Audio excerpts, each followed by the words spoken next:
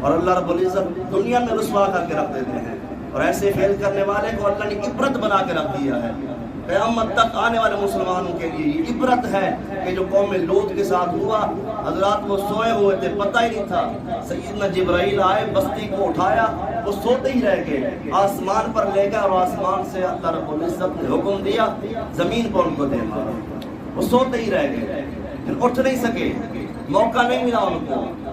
इसलिए ये हाल ही में आज या कल की वीडियो आप सोशल मीडिया पर देख रहे होंगे कि अमेरिका के अंदर एक शहर है बोस्टन, वहाँ चर्च के अंदर हम जिन्स परस्तों की शादी हो रही थी और अल्लाह रब्बुल इज़्ज़त ने आसमानी बिजली गिरा दी वहाँ पर।